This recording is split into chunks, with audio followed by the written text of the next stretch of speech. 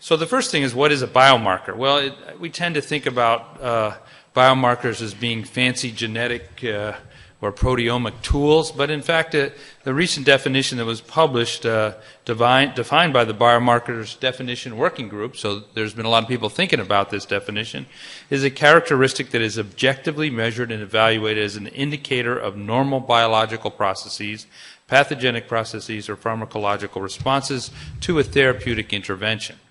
So this doesn't define anything more than that. That is, it's just a marker that is objectively measured and evaluated.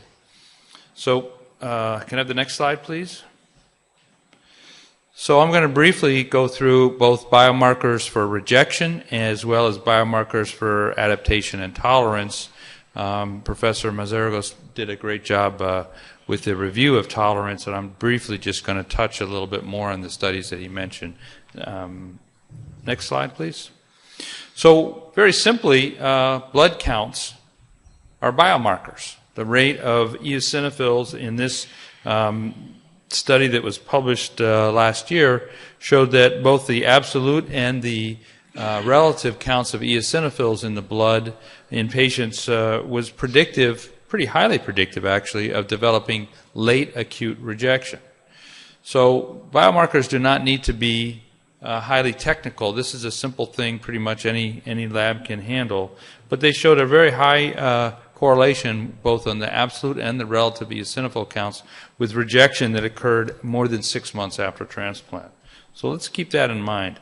Now the other thing is, we showed many years ago that single nucleotide polymorphisms in the promoter regions of cytokine genes are associated with liver transplant results. And this one that's defined by a restriction enzyme, I don't have to get into all the molecular biology here, but this restriction enzyme defined a polymorphism in the promoter region of the TNF gene that was associated with high or low production of TNF. And in the patients, these are liver transplant patients who had the high-producing TNF, they actually had fewer rejection episodes, although this was not statistically significant. But patients who were low TNF producers had much more infections afterwards. Now, there's been a lot more data coming out about restriction enzymes and other polymorphisms in both the promoter regions, introns and exons. So there's a lot of data out there now. The problem is now there's too much data out there, and it's pretty hard to sort through it all to figure out which are the most relevant factors. So I'm getting signals here, but I'm sorry, these are advancing ahead of time. But anyway, I thought that we should focus a little bit on non-coding microRNAs, which are really the hot topic right now in the field. And microRNAs are usually short, 22 nucleotides. They regulate the post-transcriptional expression of target genes. They're highly conserved in structure and function across all kinds of different mammalian species. They regulate post-transcriptional gene expression and the central processes of the adaptive immune response, and therefore are very relevant in discussing both rejection and tolerance induction in transplantation. Altered amounts in disease, including malignant, infectious, metabolic, and so forth, have all been documented.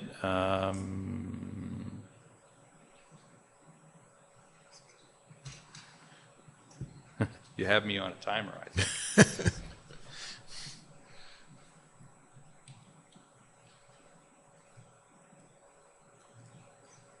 Okay, thank you.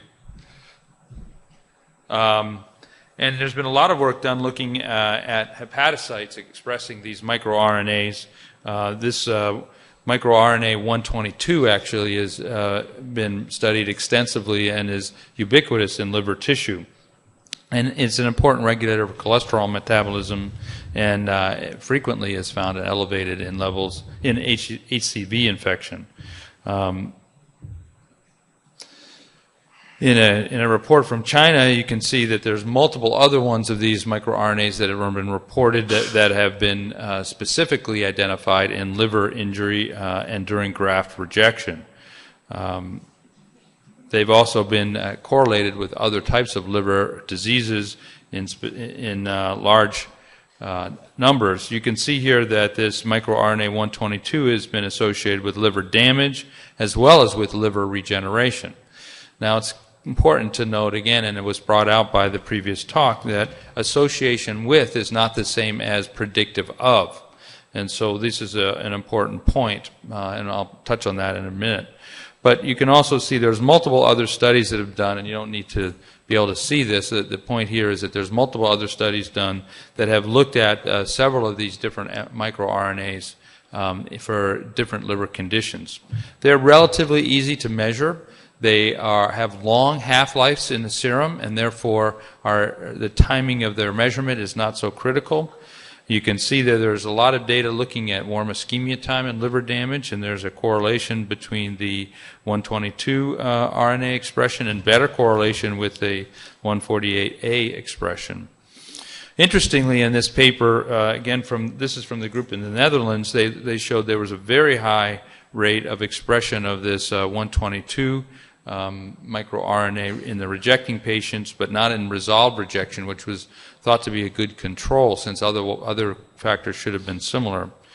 The most important point that this group brought out in their publication was, as you can see from the panel labeled C there, that the rise in the microRNA level in this serum preceded the rise in the liver enzymes by approximately 24 hours. So this was associated with liver damage and was measurable in the serum before the liver enzymes rose.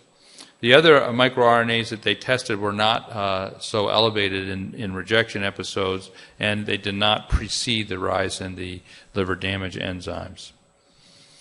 There's also been a lot of work done looking at circulating cytokines. Again, the polymorphisms in the genetics of it also indicate that there may be some biomarker potential here. You can see here, again, inflammatory cytokines, IL-2, is elevated in rejection in this study from pediatric transplantation, interferon gamma, in multiple other studies, and as well as in this one, is found to be elevated in acute rejection, but not in chronic rejection or the other types of patients that were studied. Interestingly here, we talk a lot about, and I think this is apropos of Professor McConn's comment at the end of the other talk, that T-cell subsets and their ratios really don't have any predictive value in acute rejection, but may be useful in chronic rejection as markers of patients who are going to go on to develop chronic rejection. Again, this is a pediatric model, and whether this applies to adults is also remains to be seen. Another biomarker that's been studied extensively is donor-specific antigen that can be found in the serum of patients before transplantation. Obviously, this is a very critical biomarker in renal transplantation, but it remains somewhat controversial, the role that the DSA plays in liver transplantation. In this study from the group at Baylor in Texas in the U.S., you can see that patients who had Class 2 DSA had a much higher rate of rejection of the liver compared to patients who had no Class 2 prior to transplant. And again, interestingly, patients who received anti-lymphocyte globulin induction and had Class 2 antigens had their risk of rejection significantly reduced compared to patients who had the DSA ahead of time but did not receive induction. In this study, this group did a multivariate analysis looking for predicting rejection in DSA, and again, I don't expect you to be able to read all this, but the most significant factors here are that patients with IgG3 DSAs and patients with multiple IgG subclass DSAs had a higher hazard of rejection both in the univariate and multivariate analysis. Patients who had an episode of acute rejection anytime we're more likely to obviously have another episode of rejection.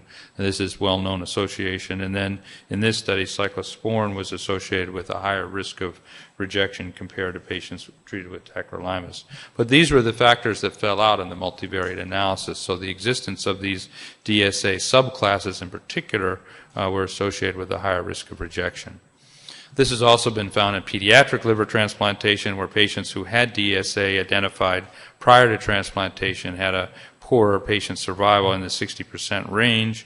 And you can see here similar results that patients who had specific anti-DSA antibodies rather than measured by the more non-specific CDC methodology were found to have a higher risk of mortality after transplant in the pediatric population, particularly if they had high fluorescence indices in this study. They actually controlled for lots of other variables to reach this conclusion. So now I want to briefly switch over to discussing tolerance, which was well covered by the previous talk. And this study from the group in Spain that was alluded to, they actually were able to demonstrate about a 35 to 40% operational tolerance induction using the protocol that they defined in this trial. And what they found, as was pointed out, the real markers or the predictors of successful operational tolerance were the time since transplant, as well as the age of the patient at the time of transplant.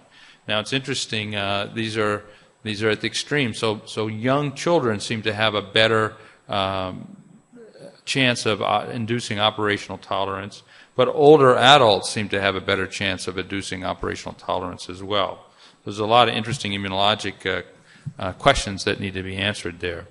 Now, interestingly, though, we worry about weaning immunosuppression and development of DSAs and anti-HLA antibodies, but none of these patients had complement-binding anti-HLA antibodies during the trial. And it was interesting also to find that some patients who were operationally tolerant did develop anti-HLA antibodies, but some patients who were not tolerant also did. But in the patients who were not tolerant, those who developed antibodies, at least in a few of them, they actually lost their antibodies over the course of being measured. So it's not exactly clear whether DSA is going to be a biomarker either for or against the development of operational tolerance, at least in this study. And this is one of the largest studies out there. Again, there's a lot of hope and efforts being directed at microarray analysis, trying to identify gene profiles that are associated with and hopefully predictive of tolerance in patients. You can see here, this is one study that was published not too long ago looking at peripheral blood mononuclear cell gene expression using these gene array chips, and you can see there are several inflammatory genes in particular that are upregulated in the non-tolerant recipients, TNF-alpha, IL-1, and so forth. And you might predict that patients who have upregulated inflammatory genes more likely to have an immunologic response when immunosuppression is reduced. The problem is that this study was confounded by the fact that there was a significant number of hepatitis C patients included in this trial, and the hepatitis C itself also was associated with an upregulation of these inflammatory genes. So it's a little bit difficult to make sense out of these gene arrays until we have a better understanding of which genes are upregulated or downregulated outside of the viral disease being present. So I'm going to conclude here, and this has been a whirlwind tour, and I didn't give you any magic bullets for biomarkers that are be the answer for everything, but obviously there's a lot of interest. I think it's important to keep in mind there are simple biomarkers as well as highly complex ones with gene arrays that are out there and that are showing associations with liver graft outcomes. And I showed you some examples for both rejection and operational tolerance. But they are still associations, and I want to make that clear. Having predictive models requires a large number of patients with a very well-established marker to begin with. Professor Mazzagueros actually alluded to that as well. And as I've been pointing out, causative relationship remain to be defined. And you need to control for lots of the other clinical variables as well as the molecular ones to reach any kind of valid conclusions. Again, there are lots of clinical things that, including age of the patient and the time since transplant in the tolerance trials, DSA, and multiple other things, donor and recipient matching, that can influence the outcomes. I do think, though, that the microRNA literature is pretty convincing in that these are relatively simple to measure, and because of their long half-lives, they may be very attractive for trying to identify patients ahead of time. their biologic effects are emerging, and the fact that they may actually precede some of our more traditional markers for inflammation are also very attractive. And I think that, again, as was pointed out, the timing of measuring these biomarkers relative to transplantation, relative to the immunosuppression the patient got, is going to be critical as we go forward to try to elucidate good biomarkers for patients who potentially could become operationally tolerant. So once again, thank you very much.